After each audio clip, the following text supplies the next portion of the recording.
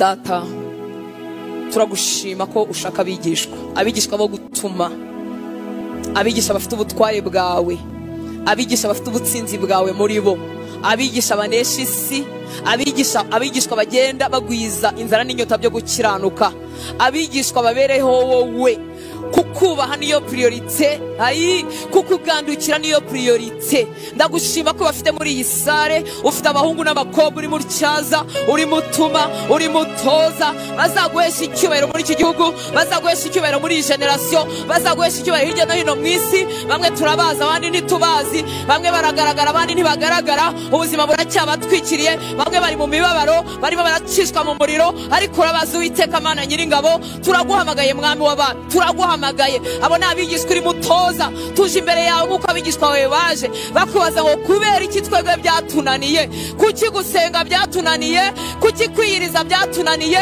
kuki gukiranuka byatunaniye, kuki ibiganza byacu byikinisha, kuki ubuzima bwacu bugisambana, kuki imihangayiko igitwishe, kuki iyo twabuze amafaranga dushonga nk'abanyagiwe twayagira tukirata. Mwami, ibyatunaniye tuje kubikubaza uyu mugoroba nk'abigishwa bawe bihereranye nawe. Warababwiye ngo mwene uyu ntakurwa muri kindi uretse gusenga no kwiyiriza ubusa. Reka uyu mugoroba indimi zacu zigobotoke mu izina rya Yesu. Umuntu wese duhuriye kuri iki gicaniro, igicaniro cy'amasengesho cyake mu mutima we, cyake mu mutima we, ururimi rwe rugobotoke, ururimi rwe rugobotoke, ururimi rwe rugobotoke, abasha gusenga, ahabwa imbaraga zo gusenga, akanwa ke nikongere kubumbwa, akanwa ke nikongere guceceka ari igihe cyo gusenga. Igicaniro cy'amasengesho cyake mu mutima we, azindukira imbere yawe abasha kuhavugira, arari imbere yawe abasha kuhavugira mu izina rya Yesu. Uburetwa bwamubuje gusenga ndabumenagura mu izina rya Yesu. Ikirere cyabaye nk'umuringa hejuru y'ubuzima bwe kugira ngo adasenga, kimenagurike mu izina rya Yesu, kimenagurike mu izina rya Yesu. Menagura icyo kirere cyabaye nk'umuringa hejuru y'ubuzima bwawe, gituma udasenga, gituma udasenga. Vuga ngo ndamena iki kirere cyabaye nk'umuringa, ndamena iki kirere cyabaye icyuma, iki kirere cyabaye nk'icyuma, akanwa kanjye ntikabasha gusenga, ubuzima bwanjye ntibubasha gusenga. Ndamenagura iki kirere hejuru y'ubuzima bwanjye, ndakimenagura hejuru y'ubuzima bwanjye. Ndagobotora ubuzima bwanjye bw'amasengesho, ndagobotora ubuzima bwanjye bw'amasengesho, ndagobotora ubuzima bwanjye bw'amasengesho, ndabohora amasengesho yanjye, ndabohora igicaniro cy'amasengesho mu mutima wanjye, ndabohora igicaniro cy'amasengesho kibwe. Umwanzi yamboshye ururimi kugira ngo ntamurwanya, simbasha gusenga, simbasha gusenga. Ariko uyu mugoroba nakira imbaraga z'umwuka wera, nakire mwuka wera wingingira muri nge, nakira imbaraga z'umwuka wera, nakire gukora k'umwuka wera kubw'ubutware n'ubushobozi wampaye. Menaguye iki kirere cy'umuringa hejuru y'aba bagabo, hejuru y'aba bagore, hejuru y'aba basore n'inkumi mu izina rya Yesu. Izi mbaraga zamusabye kugira ngo adasenga, kugira ngo ategekwe n'inda, ndazisenya mu izina rya Yesu. Twitandukanyije n'imivukire yacu.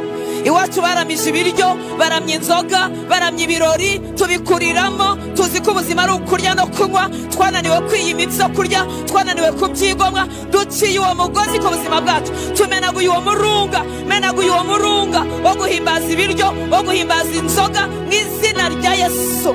Ubuzima bwanjye burahabwa imbaraga zo kwiyiriza, ubuzima bwanjye burahabwa imbaraga zo kwiyiriza, ubuzima bwanjye bwakira imbaraga zo kwiyiriza mu izina rya Yesu, mu izina rya Yesu, mu izina rya Yesu. Ubuzima bwanjye bwakira imbaraga zo kwiyiriza, bwakira imbaraga zo kwiyiriza, bwakira imbaraga zo kwiyiriza mu izina rya Yesu, mu izina rya Yesu. Ubuzima bwanjye bwakira imbaraga, bwakira imbaraga zo gusenga no kwiyiriza. Kwiyegurira Imana, kwiyegurira Imana, kwiyegurira Imana, kwiyegurira Imana. Umutima wawe niba watewe agahinda n'Imana, itandukanye n'icyaha kikwizingiraho.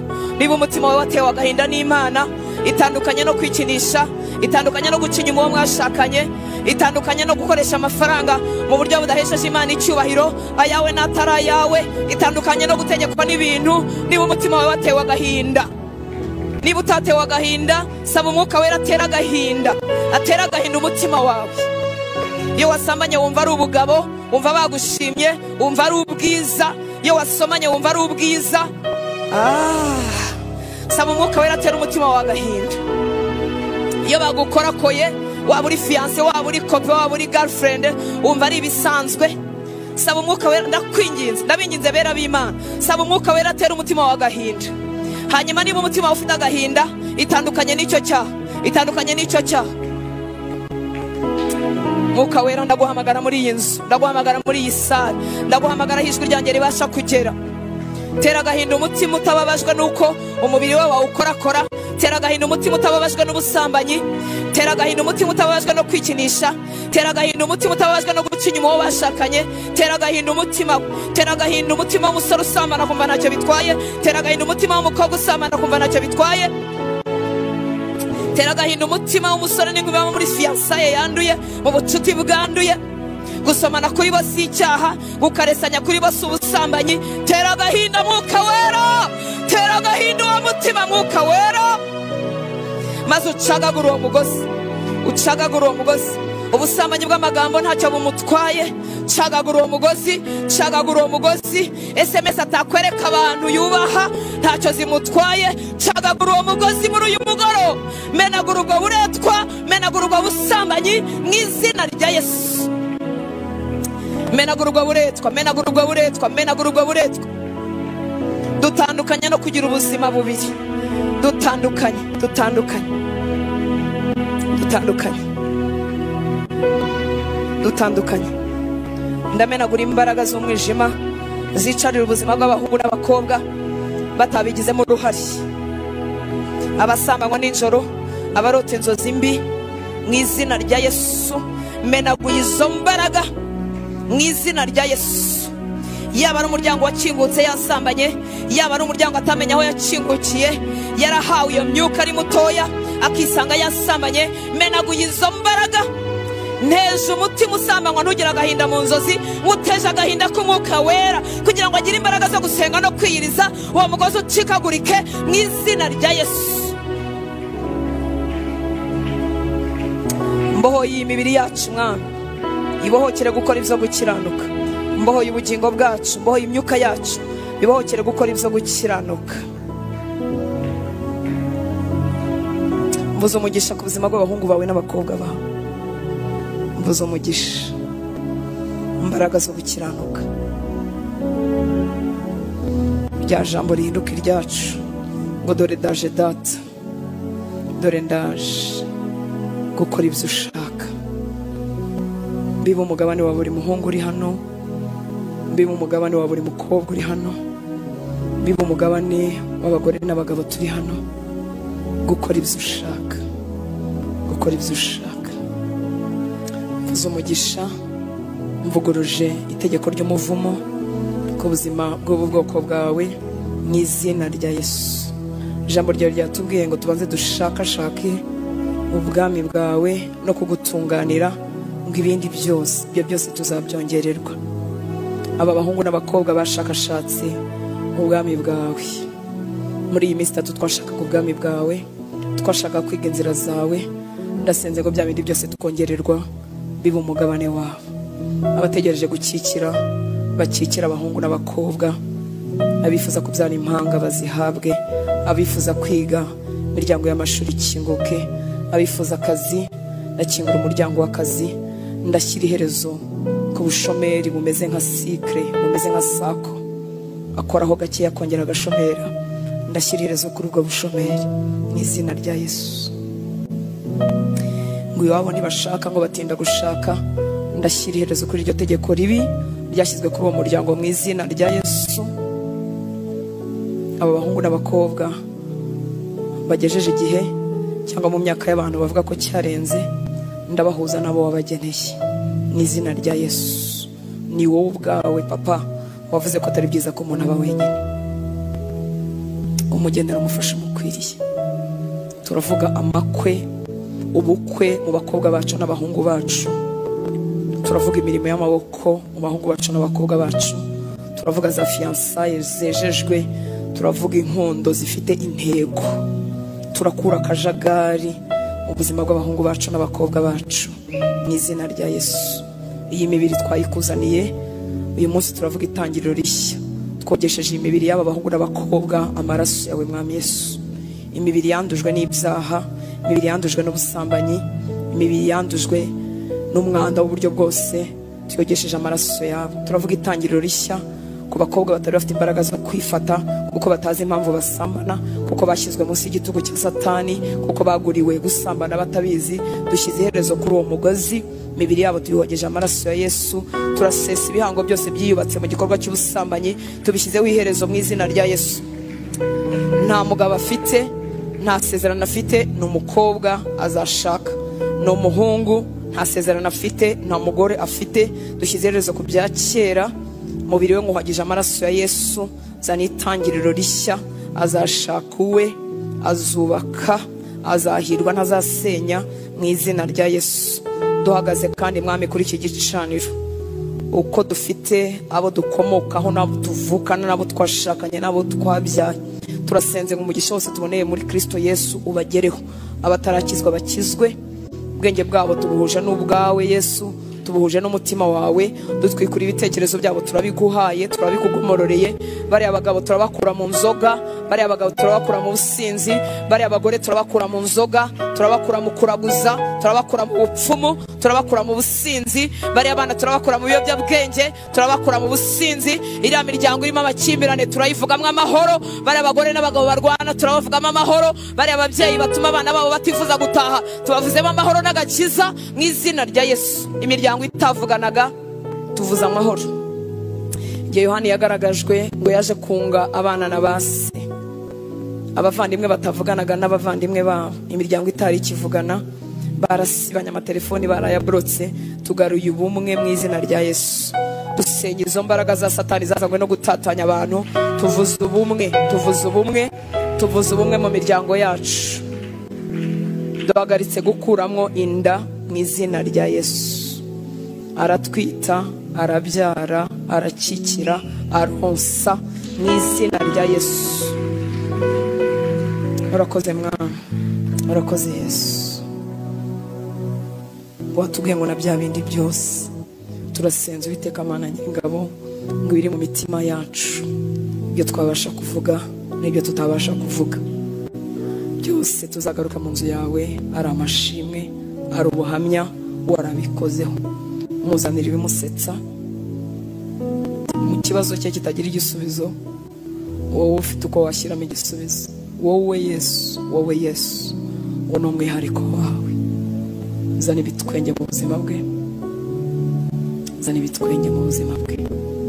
Turagushimye ko wabanye natwe muri iyi minsi, wumvise gusenga kwacu, waduhaye imbaraga. Aburi mukangurira kwinjira mu buzima bwo gusenga no kwiyiriza, bashoboze, bakomeze, kugira ngo Mwami aho wifuza kugerana nabo n'ibyo bagomba gusingira basingire. Tuvuze umugisha ku iteraniro ryose, abakora imirimo itandukanye, kugira ngo twicare tuguwe neza. Ubaho umugisha, abadufasha kuramya, gusenga mu ijambo ry'Imana n'indi mirimo yewe tutanamenya ariko uzi, bose bahabwa umugisha, bagirirwe neza. Abatumira abandi bahabwa umugisha, abaha abandi amatiki, abaha abandi amalifti, bose bahabwa umugisha. Abakangurira abandi ko bukiranutse, bose bahabwa umugisha. Ni mu izina rya Yesu dusenze, amen. Tutaziranye n'Imana rurema, turi imbata z'ibyaha. Urukundo rwawe rutugeraho, imbabazi zawe ziratwoza, wadukuruje neza. Naguha iki, nakwitura iki? Uyu munsi watugize abaragwa, baraganwa na Kristo. Dufite ubugingo buhoraho, twarababariwe. Ijambo ryawe ryarambwiye ngo si wowe wampaye Kristo, hari icyo wanyimana nawe. Wowe wampaye Kristo, sinzakurana ubutsinzi, sinzakurana utunoza ngendo tw'inahangaha. Wampaye ibidashira, ntuzanyime ibishira. Ndagushimira ko waduhamagariye kuri iki gicaniro kutugirira neza.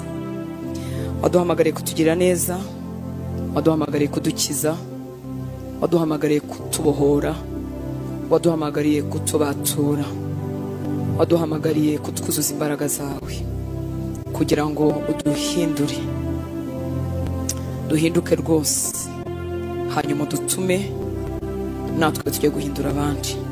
Twongeye kukwiha kuri uyu munsi wa gatatu w'amasengesho, tuguhaye ibyuzuye imitima yacu. Ni byinshi, bimwe birasobekeranye, ibindi ni uruvangavange. unatubajije icyo twifuza ko kibanza, rimwe na rimwe ntitwamenye icyo ari cyo, ariko Mwuka Wera nshuti nziza, wowe utuzi twese nk'uko turi muri iyi nzu, wowe utuzi twese n'abandi dufatanya bari kuri, wowe utatwitiranya n'abandi, wowe uzi ibyishimo bya buri muntu ukamenya umuruho we, wowe uzi amarira ye y'ibitwenge n'umunezero ukamenya n'amarira ye y'umubabaro, wowe uzi aho wakora akanezererwa akakumenya atongera kukwitiranya, ni wowe duhamagara. Wowe uzi aho wakora akagwiza imbaraga agahinduka umwigishwa wawe w'ukuri, akaba atagitwarwa n'imiyaga y'uburyo bwose. Wowe uzi aho wakora agahinduka uwo Satani adakwena, uwo Satani adaseka. Ndakwinginze ngo dukoreho nanone uyu mugoroba, ntiwemere dusohoka muri aya masengesho nk'uko twayajemo, ntiwemere bitubera karasisi, ntiwemere bitubera ibintu by'agahararo n'akamenyero, ntiwemere dusohokane kunesha, dusohokane ubutsinzi, dusohokane gusa nawe, dusohokane guhanagurwa amarira, dusohokane ibitangaza n'ibimenyetso. Ngo ibyo warabikoraga ndetse waravuze ngo batemere ibyo uvuga bemezwe n'ibyo ukora. Rema igitangaza icyari cyarananiranye mu buzima bw'uyu muhungu n'umukobwa wawe, gitera abamuzi, gitera n'umutima we kuvuga ngo nabonye Imana. Imana yahanaguye amarira ku maso yanjye, Imana yarangendereye, Imana yarantabaye. Hari ineza yawe, igisanduku yawe yamanukaga kwa Obededomu, ngo abantu bose bamenye amakuru ku rugo rwa Obededomu rwahawe umugisha. Amakuru aragenda arenga abaturanyi agera n'ibwami, ku rugo rwa Obededomu rwahawe umugisha. Turasenze Mwami w'abantu, abo bahungu n'abakobwa twaje tugana aho uri. Bamwe twaje dufite agatege, abandi twaje dukabakaba, abandi twaje ku byo gupfa kuza, ariko uri Imana ituzi, uri Imana yatugirira neza.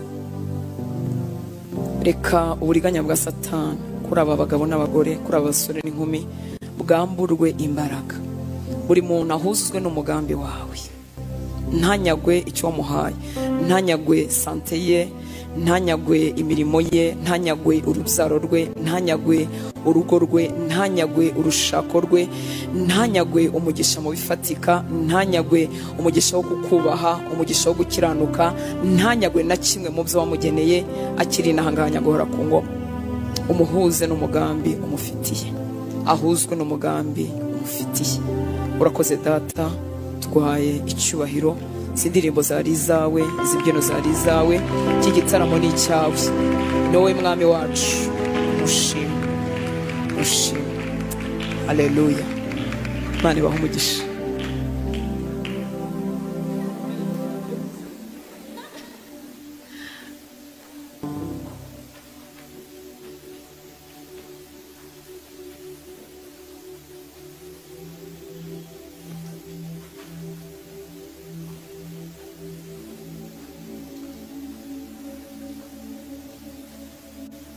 Haleluya. Muri hangana dusabe abakiri batoya kandi wenda bambaye amapantaro cyangwa amakabutura, batambaye mini, kukamemo nako kwambara ukicara ku itapi wambaye mini nahita mbona ubwambure bwawe. Mwihangane dutanga intebe, twari twongeyemo intebe ariko nanone twaziruse. Mwihangane hano ku itapi ashobora kwicara abantu 10 n'abangahe, n'iriya ntebe nari nicayemo yakwicara mu ndi muntu. Imana ibahe umugisha. Murakoze. Ubutaha tuzongeramo izindi twigire hano imbere, na hari twasigamo imyanya duhafatanye. Imana ibahe umugisha.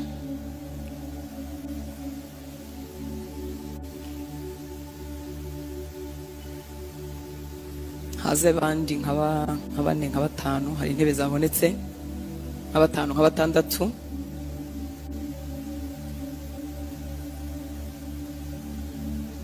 Haza abandi hano imbere, hari imyanya 4, 5, ariko urubyiruko rwahagurutse nirusohoke. Tugume tubane. Ngo mbona bari muhagurutse urubyiruko bakicaza urundi rubyiruko. Kandi rwazindutse ruba rwizindukiye kugira ngo rwicare. Murakoze.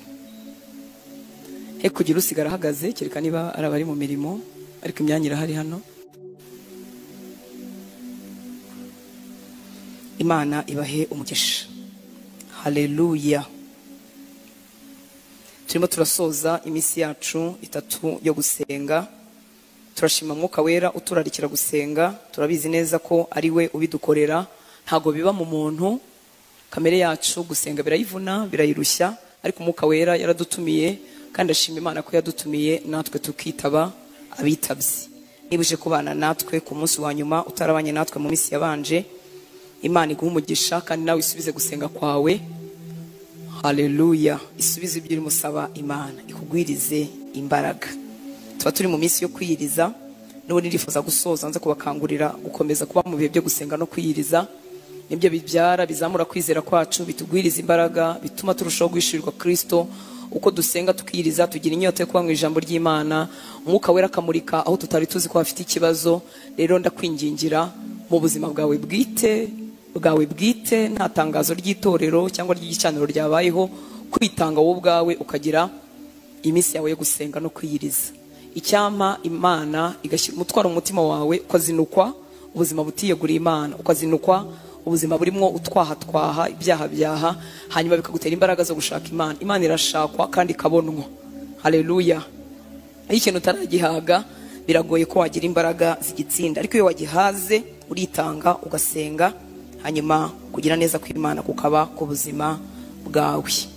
Turakomeje rero tuganira ijambo ry'Imana. Twaribwiye ngo ubutsinzi ni ubwacu muri iyi minsi 3.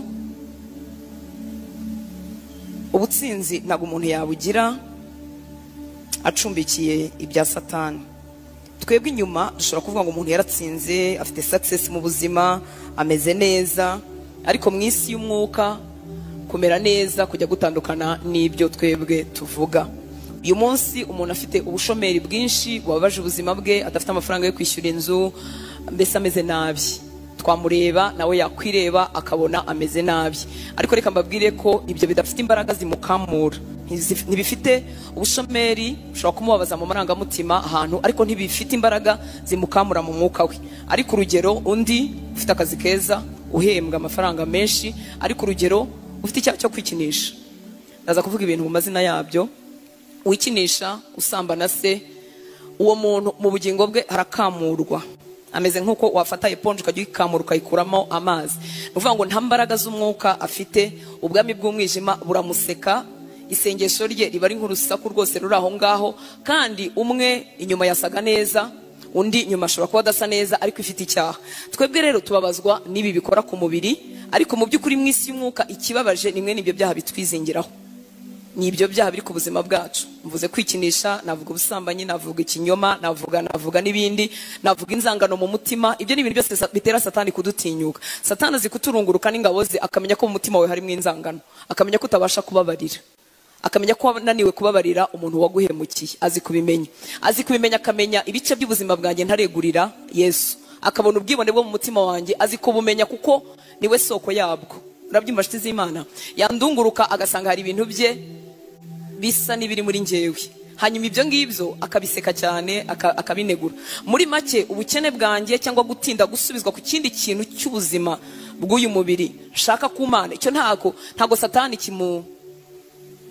ntikimukanze, ntacyo bimutwaye, ntiyabimbashisha. Ariko igice cy'ibyaha no kutigomororera Imana, kutagandukira Imana, ibyo ngibyo Satani bimuhaye imbaraga ku buzima bwacu. Niyo mpamvu nimwumva tugaruka kukwiyegurira Imana. Nibyo byose kwiyegurira Imana ni urugendo rukomeza, si urugendo rurangira. Ushobora kubanza ukayegurira ubuzima bwawe, ugahinduka umuntu utabeshya, umuntu udasambana, umuntu utangana, ariko ni buri munsi yifuza ko hataba n'akandi gace kariko kose.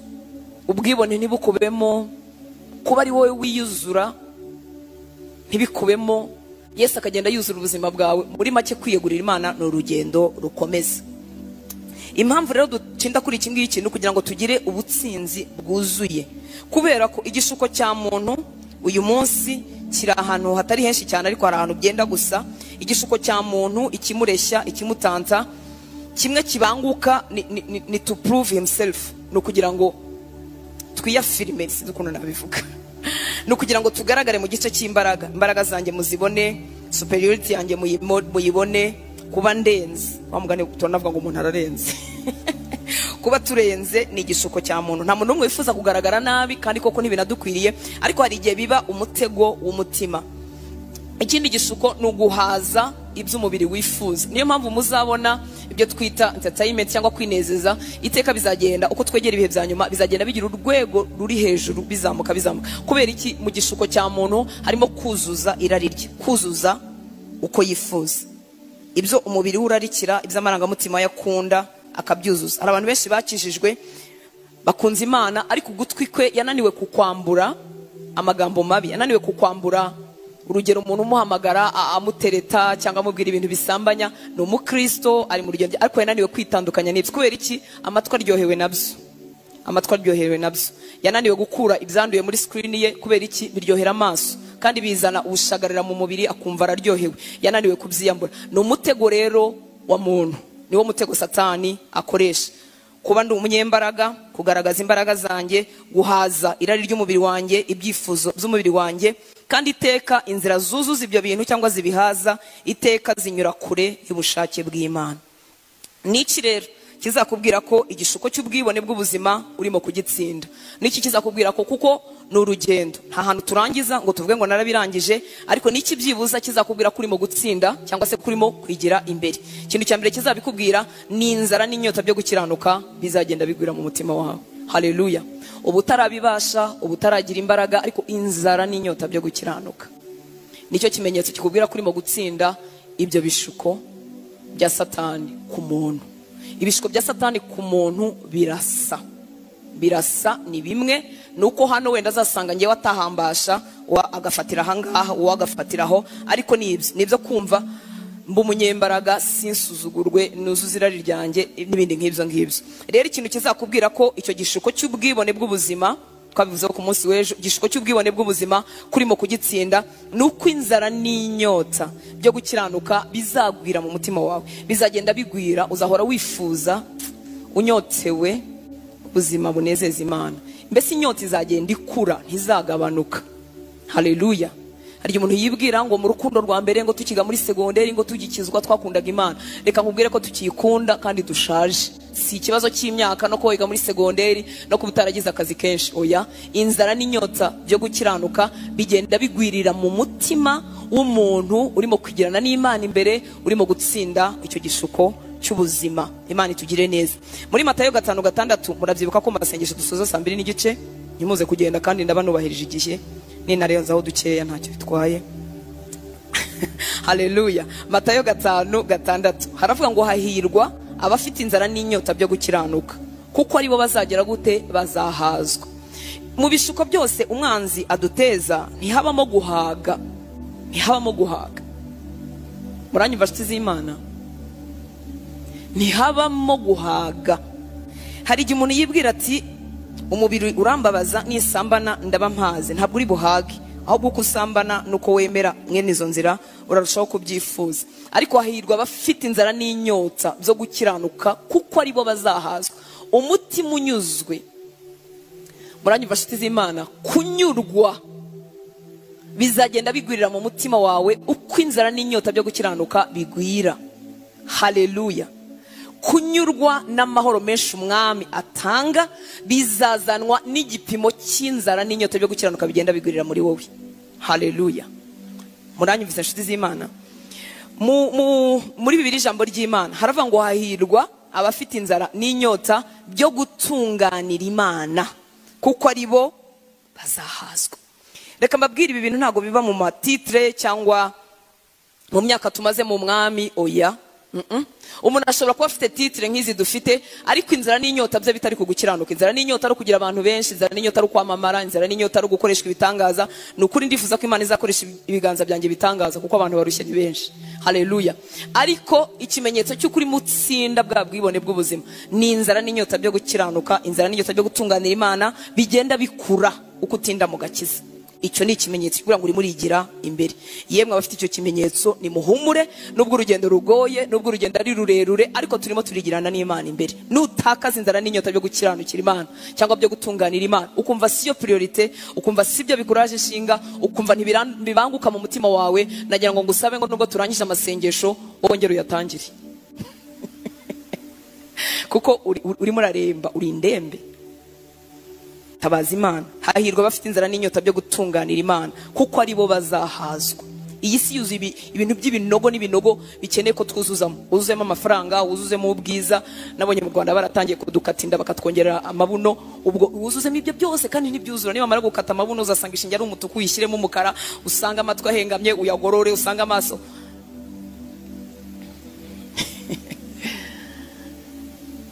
Abantu bazahazwa muri iyi si yuzuyemo ibinogo n'abafite inzara n'inyota byo gutunganira Imana. Abo bazanyurwa. Haleluya. Nibo bazagira amahoro, kuko isi ntitanze amahoro, ifite ibintu bihora bijagaraye, ubona kimwe hakababyutse ikindi. Rero icyo ni ikimenyetso cya mbere kizakubwira ko urimo kunesha. Icya kabiri, nta siyo mahame, uzasanga n'ibindi, uzanivumbura n'ibindi, mwuka warazagwa n'ibindi. Icyo ni si cya kabiri ngewe ni ugusohoza icyo Imana ishaka. Ni ukuvuga ngo gusohoza ibyo Imana ishaka bizaba priority. Haleluya.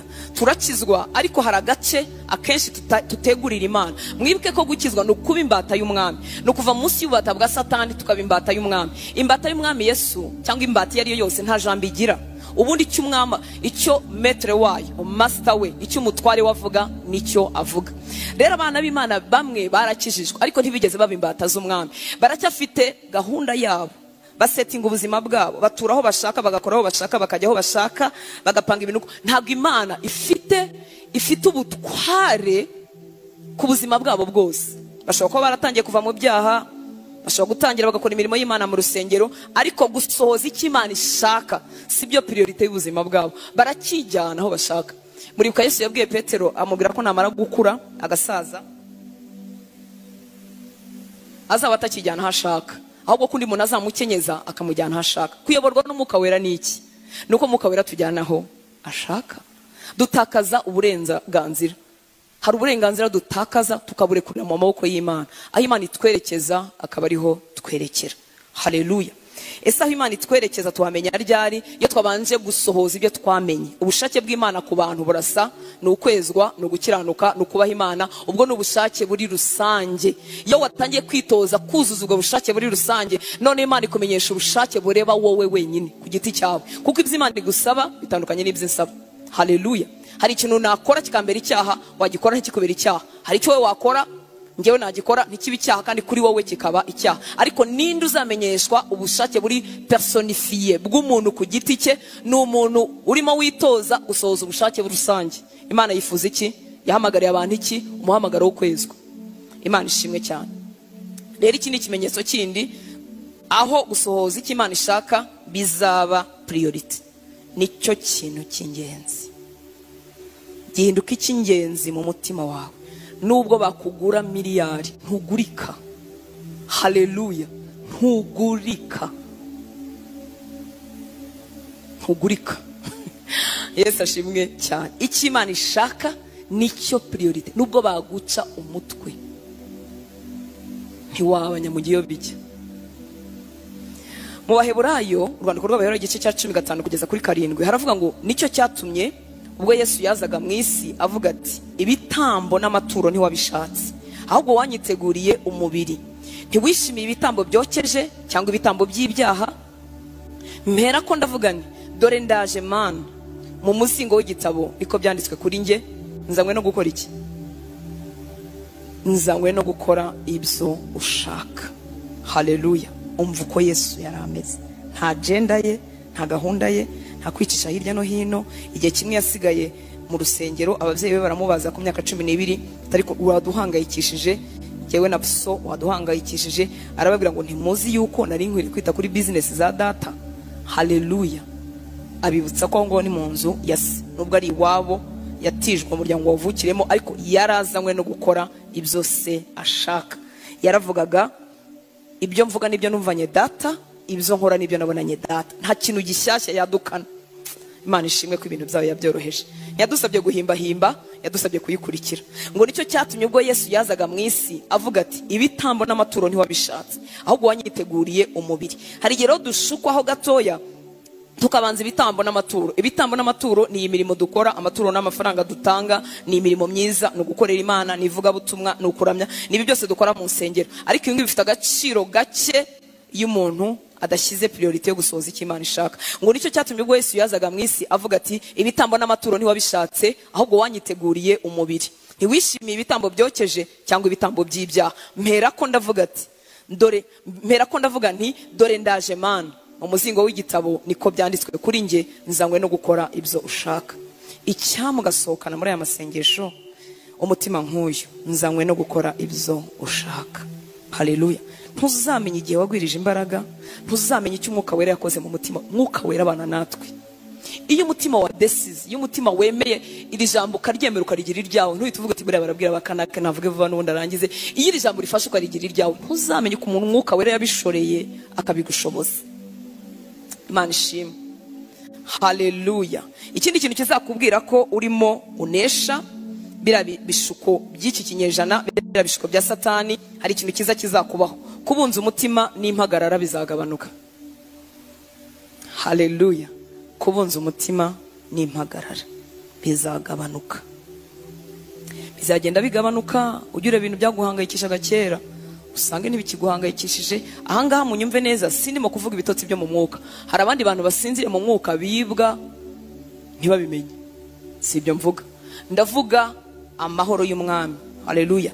Ndavuga guturiza mu mwami ukamenya ko ibyawe abizi neza. Ndavuga gutuza ukora icyo usabwa gukora. Ndavuga gutuza usenga. Ndavuga gutuza ugandukira Imana. Ndavuga gutuza udasinziriye, kuko hari ikindi kintu umwanzi ateza cy'ibitotsi byo mu mwuka. Murabona iyo umuntu bamwiba asinziriye ntamenya ko bamwibye, noneho bakamwiba inzu bashobora kuyicucura bakayimaramo ibintu. Ibyo ngibyo hari igihe tubyitiranya no kutabunza umutima. Ntabwo ari byo. Haleluya. Muri Matayo 6 kuva ku 25 kugeza kuri 34 ndasoma muri Bibiliya ijambo ry'Imana. Matayo igice cya 6 mere kuri 25 ngeze kuri 34.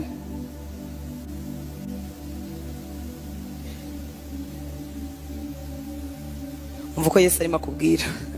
Ariko Yesu ni mwiza. Muri ijambo ry'Imana havuga neza, haravuga ngo reka mbabwire rero ku byerekeye ubuzima. Uri make arabizi ko ari igihe tubyitiranya, agiye kutubwira ngo reka mbabwire rero ku byerekeye ubuzima. Ntimukabunze imitima mwibaza icyo muzarya cyangwa icyo muzanywa cyangwa icyo muzambara. Mbese ubuzima ntiburuta ibyo kurya, n'umubiri ukaruta imyambaro. Erega umuntu ashaka imyambaro kuko umubiri ugize gute uhari. Ari umuntu atakaza ubuzima, umubiri ugahura n'ishuka, ntumenye niba yari umuhungu cyangwa yari umukobwa, ikimero kikavaho ibintu bigashiraho. Uwo muntu yakeneye imyambaro yo kugira gute. Niyo mpamvu imyambaro nuyikenera uzajya ushima n'Imana yaguhaye aho uyambara. Haleluya. Ngo nimurebe inyoni ntizihunika ntizinasarura, nimurebe inyoni ntizibiba ntizinasarura ntizihunika, nyamara so uri mu ijuru azigaburira. Mbese ntimuzirusha agaciro cyane? Ninde muri mwe wakongera nibura akanya na gato kugihe azamara? Ayiwe, kubera ko yabungije imitima.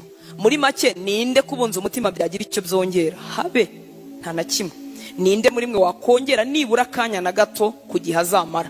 Muri make ngo yongereho, ngo kubera ko yabungije umutima. Niki gituma rero mubunza imitima mwibaza icyo muzambara? Mwitegereze ukuntu indabyo zo mu gasozi zikura, nta murimo zikora, nta n'imyenda ziboha. Nyamara mbabwiye ko na Salomo mu bukire bwe bwose atigeze arimba nka rumwe muri zo. Ibi ntibivuga ngo ntukore, kora ariko utuje, shakisha akazi ariko wizeye umwami. Atakaguhaye ntako wabona, kandi nakaguha nta kisaka kwambura. Haleluya. Ngo none se mwa bantu bafite ukwizera gukemwe, ubw'Imana yambika ityo ibyatsi byo ku gasozi biba biriho none ejo bakabicana, ntizabarushirizaho cyane? Ntimukabunze imitima rero mwibaza muti tuzarya iki, cyangwa muti tuzanywa iki, cyangwa muti tuzambara iki. Ibyo byose abanyamahanga batazi Imana, ayiwe, ngo nibyo baraharanira. Nyamara so uri mu ijuru azi ko mubikeneye uko bingana. Ibirani nziza. azi uko bikeneye mu bikene uko bingana. Niba ugisiga utwara arabizi ko ukeneye amafaranga yo kudusiga kubera kutazajya mu bukwe, izabandi bose zisize izawe zitagize gute. Ngo azi uko mu bikeneye uko bingana. Muri make arabizi muri detail. Niba ugenda n'abandi bajene baraguze utumodoka twiza akawe kagenda gapfa bagusunika mu muhanda, arabizi ko ukeneye akamodoka keza. Kena najyaga imodoka zayiga zimfira muri zaranjaga zigapfira muri rompoye hagati. Izindi shiro nyinshi nabaga nazirikishije mushipiri imiryango gura ko imiryango yagendaga ifunguka. Data arabizi ko tubikeneye byose uko bigize gute uko bingana. Uko bingana no kuvuga ngo arabizi muri detail. Arabizi ko imodoka nziza yakubera. Numva Hortense nawe ari vugira amamodoka ntifite n'igihumbi cya moto simfite nayo kwikarita. Arabizi uko bingana. Haleluya. Arabizi uko bingana. Gusa umutima ntushobora kwimara impagarara, ariko ukumenya Yesu, uko umushaka, uko agwirira muri wowe nibyo bizakumara impagarara. Arabizi niba ukunda amafiyeri kukeneye guhindura agakanzu kareba hano ejo kambara kareba hano, arabizi. Arabizi ukeneye guhindura inweri buri kwezi, ariko rero bizagutwara umwanya. Ntushobora gusenga uhindura zira nweri buri kwezi. Nago wabigirana umwanya wo gusenga. Nago wabyirizanya uhora mu mujyi mu maduka. Shaho umujyi urananiza. Akunaniza kubo Yesu afite icyo yakozemo, abandi barawunezererwa. Kuva mu gitondo ajagaraye areba niyo yabatari buhaye, areba modeli ya mbere niya kabiri niya gatatu.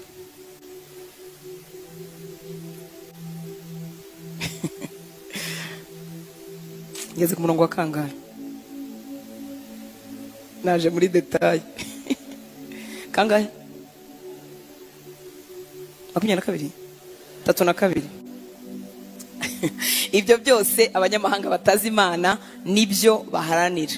Nyamara so uri mu ijuru azi ko mu bikeneye uko bingana. Vuga ngo uko bingana. Uko bingana hatavuyemo na kimwe. Hatavuyemo na kimwe. Hari igihe udakeneye imyenda, ukeneye umuntu guhamagara, telefone yawe nta muntu uyihamagara, nta message yeruka. Hari azi uko bingana. Uko bingana. Arabizi kugeneye gukundwa no gukundwa akazwa, arabizi uko bingana. Arabizi niba ukeneye promotion mu kazi, arabizi. Ubu arabizi kuri musaba na visa ya Canada. Ariko niba yarategekeye umugisha we kuba mu Rwanda, uzagumana natwe. 33. Ahubwo mbere ya byose muharanire ubwami bw'Imana. Reka mvuga iki, kuko ari abantu muzajya muri Canada mugahita mugwa, kandi Imana ibakeneye. Ubwo rero azabagumisha hano, kuko hari abandi bagiyeyo baragwa, kandi iby'ubugingo bifite akamaro kuruta iby'umubiri. Ubwo rero nubona yikwima ntuzajya ngo ari cyo mupfu yifuza ko gutakaza. Ese uruzwi Imana ishobora guhera umugisha ni Murambi ibweyeye. None se kuki tutizera Imana? Imana yantungishiriza muri Canada, yantungishiriza ibweyeye. Bweye ni mu Rwanda cyangwa ni Burundi? Ibuzinganjwiri. Impamvu duhangayitse nuko tutazi ko Imana ari itanga umugisha. Imana yaguhera umugeni ukora muri Nyungwe, wowe ukora muri Nyungwe ikaguha y'umugeni, ikaguha umugabo kandi ukora muri Nyungwe, ahantu ubana n'inguge n'inyamaswa. Ariko Imana ikiranja ikazahacisha umusore cyangwa umukobwa kugira ngo nawe ukore ubukwe. Imana niba hariho umuntu uzi guconnect ibintu n'abantu, ni Imana. Haleluya.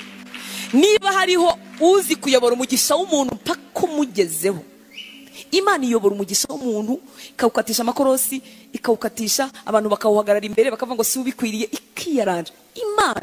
Imana yagushyira mu bitekerezo by'umuntu utakuzi, bakakuvuga nabi, ibyo bakuvuga nabi akajya abona ari byo byiza cyane. Bakajya vuga atarahengamye, akavuga ati kuri ako nahengamye nibyo nkunda. Bakajya vuga ngo yabyariye iwabo, akavuga ati nashakaga n'ubundi wabanje kubyara uzi no kuba umubyeyi.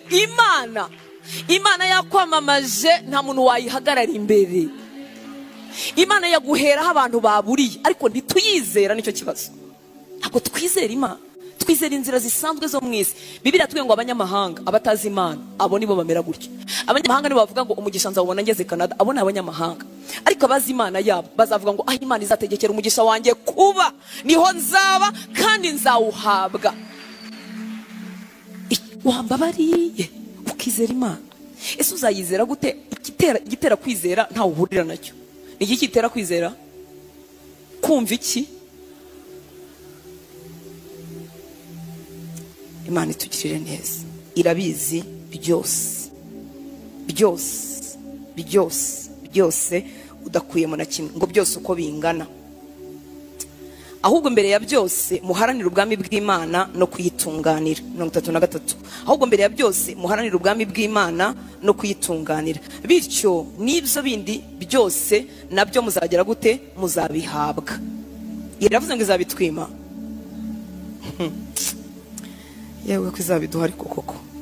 Ahubwo mbere ya byose muharanire ubwami bw'Imana no kuyitunganira, bityo n'ibyo bindi byose nabyo muzabihabwa. N'ibyo bindi byose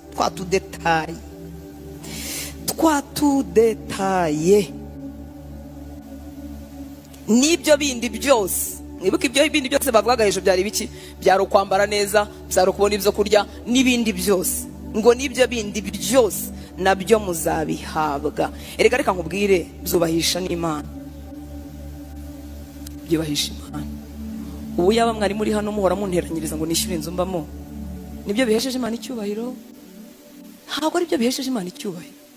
Ni ukuri kose kumera neza kwawe Imana nayo irabyenjoyinga. Ariko ko muri abantu ko tugira abana, ninde muntu uraraserebura ngo umwana wanjye ngo yaburaye we agaserebura? Kandi turi babi, niko bivuga. Nimba turi babi twamenya ko abana bacu ibyiza. Imana uzi siyo ngo irishima rero ngo waragumiye ngo irishimye. No, ngo irishimye ngo ntiwabyaye, ntabwo ariyo, ntabwo ariyo. Niba uri mubi y'abana bawe bari bamaze kugira abana b'abasore, iyo watetse ibiryo biryoshye bakunda, iyo babiryana peti, uzi ko wumva wishimye niyo utarya. Iyo umwana waryamye mu kumba wamuteguriye neza, abafite amafaranga Imana ibaha umugisha. Warateguriye umwana wawe akumba neza, ukagashyiramo amabara ashaka, hari n'ibintu mushyiramo kuri parafo n'ibindi, warabishyizemo neza, wareba icyo cyumba ukumva uraryohewe, ubundi ukanagifotora kugira ngo tukirebe. Ukanezerwa kuko umwana waryamye hehe? Heza. Umwana wawe wowe umunyabyaha nanjye uhindagurika. Ubwo Imana niyo yifuza ko uzagomba gutura mu nzu uvuga uti naba narengeze umugisha ntagire umushyitsi ugera.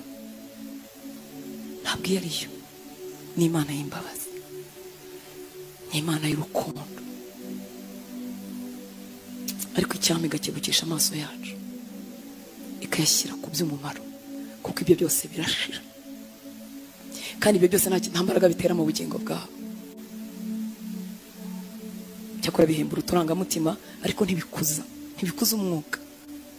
Ibikuza umwuka n'ibyo twanga ni imibabaro, no gutyazwa, no gucishwa mu muriro, no kuba mu bantu batagukunda hanyuma Yesu akakwigisha gukunda abakwanga.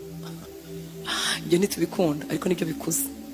Hanyuma Yesu rero mu mbabazi ze ariyaranja akajya bicanga, akabikuvangira, akakuvangiramo kurira no guseka, akakuvangiramo kwangwa, akakuvangiramo akaguha n'akazi, ukabona agaporomosiyo mu kazi, ukabona udufaranga, ariko bakanakwanga kugira ngo kuko ntuzigera umenya gukunda abantu bakwanga utarabanye n'abakwanga. Kandi arashaka gutunga umutima umeze nk'uwe. Hanyuma rero akajya bivanga, kibaza impamvu byivanga, nta kindi, arashaka kusa nawe, arashaka gutunga umutima umeze nk'uwe, arashaka kwiga kubabarira, arashaka kugira umutima winginga. Mwibuke rya jambo dukunda kuvuga, we yatanze ubugingo bwe ku bwacu, ikidukwiriye natwe muri Yohana 1:16, ikidukwiriye natwe nuko dutanga iki? Ubugingo bwacu ku bw'abandi.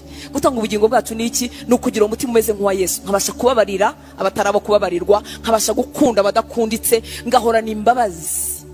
Aya masengesho ntimukayemere ngo niyo aho dukubita imiri n'amasuka abanzi bacu, biriya si byo. Bibiliya tubwira ngo dusabire abatwanga, tubasabire umugisha, tubasabire agakiza. None abakwanga urabahondaguye mu masengesho.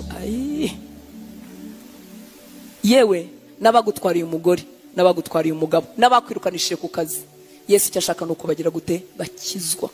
N'abandi tuvuga ngo batwiciye ubuzima, nta muntu wakwica ubuzima bwawe. Yabaye igikoresho wenda cy'umwanzi kugira ngo akubabaze, nawe wemera kuba igikoresho cy'Imana kugira ngo uzane ibyiza mwese. Imana ishimwe cyane. Yesu rero kuko ashaka uwo mutima umeze nk'uwe, niyo mpamvu yemera ibyo byose ukabicamo kugira ngo kandi uzabashe kumva imibabaro y'abandi. Murabizi ejo twabivuzeho, we ubwe yarababajwe kimwe natwe, yarageragejwe kimwe natwe, ariko we ntigeze akora icyaha. Iyo rero wageragejwe ugatsinda, ubasha kumva n'abandi barimo baca mu kigeragezo nk'icyawe. Haleluya. Ngo nabyo byose nidushaka, ahubwo mbere ya byose muharanire ubwami bw'Imana no kuyitunganira mu masengesho yawe. Uharanira ubwami bw'Imana no kuyitunganira, urizwe n'ubuzima bwawe bwo mwibanga budatunganiye Imana, bikurize. Mwuka wera ndamwinginga ngo gutera agahinda k'ubuzima bwo mwibanga budatunganiye Imana. Imana ishimwe ko itaduhaye amaso y'umwuka yo kureba ibintu byose. Imana ishimwe. Materaniro ntiyabaho. Wajya kubona umukozi w'Imana arahagurutse, wajya kubona yaraye yikinisha, aranyobora se mu masengesho ari bunyigisha. Wajya kubona umugore wiyubashye uririmbira Imana neza, wajya kubona inyuma umugabo we yamaye nka rero ugahita umiriza ukananirwa gukomeza kuririmba. Yewe we, Imana ishimwe ko itatweretse iba mu mitima y'abantu. Ibyo rero tutareba byose ninde ubireba? Yesu arabireba. Ikibazo ni cyari ukwikinisha, ikibazo ni ukutababazwa nabyo. Ikibazo ni byari uguca inyuma umugabo wawe nubwo nabyo ari bibi, guca inyuma umugore wawe. Ikibazo ni ukutababazwa nabyo.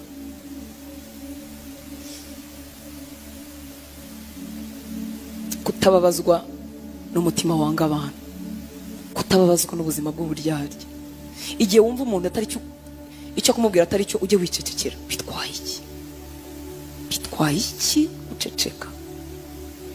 Bitwaye iki? Ibyo bintu byose Yesu abireba. Ikibazo rero ntabwo ari uko Yesu abireba, ikibazo ni ubwami bwa Satani bumunnyega. Ngo barakuririmbira ariko dore uko bameze, barabwiriza ariko tukababaza umwami wacu. Cyangwa umutima wawe ugashavuzwa no kubabaza Imana, ugashavuzwa n'ubuzima bwo mwibanga. Iyo umuntu ashavuye atakira Imana, iyo umuntu ashavuye dusoza amasengesho yo kwiyiriza wakayakomeza. Ashavuye ashaka ko umugozi wo kwikinisha, umugozi w'ubusambanyi ucika. Ababajwe nuko ashavuzwe nuko yakunze amafaranga agatanga ibitambo. Umuntu ashobora gukunda amafaranga, gukunda icyubahiro abona agatamba ibitambo. Ashobora gutanga urubyaro rwe akaba atabyaye. Sivuze ko abatabyaye bose batanze urubyaro rwabo, ariko harimo abarutanze kandi bari mu nzu y'Imana. Ibyo byose amaso y'Imana aba arimo kubireba. Ndasaba umwuka wera yo kabyara ngo atere ishavu mu mutima wawe, ishavu ryo kuborogera Imana. Uvuga uti naho nasigara buri ntagira ikintu na kimwe, ariko ubuzima bwanjye bukanezeza Data. Ishavu umutima wawe, mwuka wera utera ishavu ryo kwifuza ko all eyes on you, maso yose abe kuri wowe, kandi warakijijwe. Ukwiriye kugaragaza umwami mu byiza yagutije, ukwiriye kugaragaza umwami mu mpano aguhaye, ukwiriye kugaragaza umwami mu mafaranga agutije. Ushavuzwe nuko utazi uko bigenda, ukajya wumva ukumva akajosi kawe kavuyeyo karashaka kugaragara. Bigushavuze, bigutere kongera gusenga. Azadutabara, azadukiza. Ariko umutima ugira agahinda kunywa inzoga kandi ubizi kutagombye kuzinywa, umutima ugira agahinda bigusunikire mu masengesho kugira ngo ubwo buretwa bucike, uwo mugozi ucike. Nuko rero ntimukabunze imitima mwibaza iby'ejo. Ndarangirije kuri 34. Nuko rero ntimukabunze imitima mwibaza iby'ejo, kuko iby'ejo bibara bejo. Ingorane za buri munsi zirahagije ku bwawo munsi. Imana ishimwe cyane. Cyari ikimenyetso cyuko turimo dutsinda kira gishuko cyo gukururwa na pride y'ubuzima n'ubwibone bw'ubuzima. Ikintu kitubaho cyiza nuko kubunza umutima n'impagarara bitugabanukamo. Haleluya. Uzatangira kandi kuberaho Yesu. Uzatangira kuba umwigishwa nyakuri. Abantu benshi barakijijwe ariko ntibabayeho ku bwa Yesu. Ariko uko utsinda kiriya gishuko cya Satani cy'ubuzima cyo guhaza irari ryacu, uzatangira ubuzima bwawe buzagenda bwinjira mu kuberaho Yesu, kuba umwigishwa nyakuri. Aha rero cyangwa abangaba ni nabo Yesu aha mission. Abandi batarimo kujya muri ibi cyakora barimo baraduherekeza kugira ngo amateraniro aryohe, kuko iyo muharara aryoha. Ariko ndakwifuriza kubw'imbabazi z'Imana kuba muri aba ngabo. Haleluya. Atangira kuberaho Yesu, atangira kuba umwigishwa nyakuri. Hanyuma Yesu nawe akavuga ati ngize umugisha, mbonye umuntu. Aba nibo Yesu aha mission, aba nibo Yesu atuma, kandi Yesu arabashaka ku bwinshi, kandi barahari. Ukuri nubwo mvuga ibyo byose bibi biteye ubwoba, ariko Yesu afite abantu. Haleluya. Yesu afite abantu, kandi ntazigera babura muri generations. Arabafite mwicaye aho ngaho mwicecekeye, tutazi imihamagaro y'ibitangaza n'uburyo mwibanira na Yesu neza, ariko Yesu afite abantu. Igihe kimwe Paulo bamujyanye arimo yisobanura mu rukiko, Yesu aramubwira ngo aramubonekera ninjoro, aramubwira ngo ntutinye kuvuga, ukomeze uvuge kandi umpamye, kuko muri uyu mujyi mfitemwe abantu. Haleluya. Yesu afite abantu. Yesu afite abigishwa, abo mwibanga, abahagaragara. Yesu afite abahungu n'abakobwa barimo bamukurikira. Bamwe bari mu ntambwe zabo za mbere z'agakiza, ntibaramenya byinshi mu mwami, ntibaramenya ijambo ry'Imana, ariko umutima wabo bawuhaye Yesu. Nta kindi bashyize imbere, nta kindi bashaka, barashaka kunezeza Imana, barashaka gukora icyo Imana yabaremeye. Bafite ubwoba, ntibazi iyo biva n'iyo bijya, ntibazi iyo bitangirira, ariko imitima yabo bayihaye Yesu. Yesu afite abantu.